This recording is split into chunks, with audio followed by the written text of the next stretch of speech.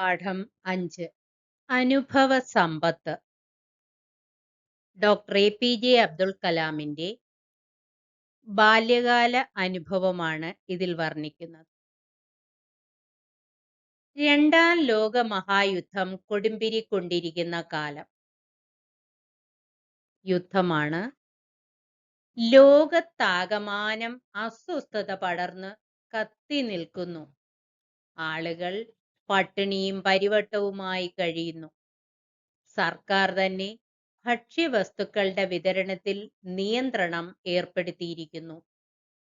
വളരെ അംഗങ്ങളുള്ള കുടുംബമായിരുന്നു കലാമിൻ്റേത്. ഒരുപാട് അംഗങ്ങളുള്ള കുടുംബമായിരുന്നു അബ്ദുൽ കലാമിൻ്റേത്. അദ്ദേഹത്തിന്റെ ഉമ്മയും ഉമ്മുമ്മയും ആ നാളുകൾ തരണം ചെയ്യുവാൻ നന്നായി പാടുപെട്ടു, പണിപ്പെട്ടു. തങ്ങളുടെ പാത്രത്തിലെ ആഹാര സാധനങ്ങളുടെ അളവ് വെട്ടിച്ചുരുക്കിയും സാധനങ്ങൾ അല്പം പോലും കളയാതെയും അവർ കരുതലോടെ ജീവിച്ചു. അമ്മയും അമ്മുമ്മയും കുറച്ച് ആഹാരം മാത്രം കഴിച്ചു ജീവിച്ചു. എങ്കിലും കുട്ടികളെ പട്ടിണിക്കിടാൻ കൂട്ടാക്കിയില്ല. അവർക്ക് ആവശ്യമുള്ളത് ഉമ്മയും ഉമ്മുമ്മയും കൂടി നൽകി. ഒരു നാൾ വൈകുന്നേരം ചോറിനു പകരം കലാമിന്റെ ഉമ്മ ചപ്പാത്തി ഉണ്ടാക്കി. കലാമിന് ആഹാരം കഴിക്കാൻ അടുക്കളയിൽ ഒരു പ്രത്യേക സ്ഥലമുണ്ട്. ഒരു ഇലയും എടുത്തിട്ട് കലാം ഇരുന്നു. ഉമ്മ ഓരോ ചപ്പാത്തി പരത്തി ഉണ്ടാക്കി ചൂടോടെ മകനു കൊടുത്തു. ഉമ്മയുടെ ചപ്പാത്തിയുടെ സ്വാദ് ആസ്വദിച്ച് കലാം കുറേ എണ്ണം അകത്താക്കി. കുറെ കൂടുതൽ ചപ്പാത്തി അന്ന് കലാം കഴിച്ചു.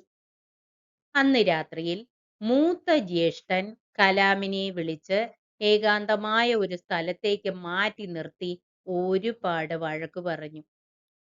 ജ്യേഷ്ഠൻ പറഞ്ഞു, നിനക്കെങ്ങനെ ഇത്ര അന്ധനായിരിക്കാൻ സാധിച്ചു അബ്ദുൾ? ജ്യേഷ്ഠൻ ദേഷ്യത്തോടെ ചോദിച്ചു. കലാമിന് കാര്യം പിടികിട്ടിയില്ല. എന്തിനാണ് ജ്യേഷ്ഠൻ തന്നെ മാത്രം വഴക്കു പറയുന്നത് എന്നായിരുന്നു കലാമിന്റെ ചിന്ത. അദ്ദേഹത്തിന്റെ മുഖത്തേക്ക് കലാം നോക്കി. ജ്യേഷ്ഠനെ നോക്കി നിന്നു. എന്തിനാണ് വഴക്കു പറയുന്നതെന്ന് മനസ്സിലായില്ല.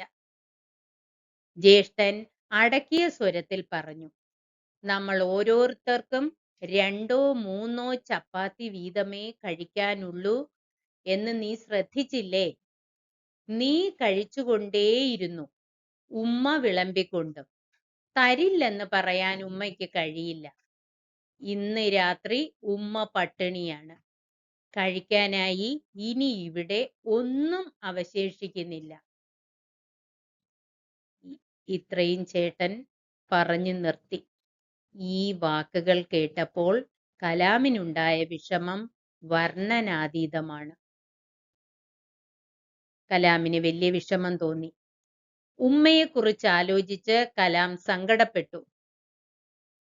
ജാള്യം കൊണ്ട് തല താഴ്ത്തി.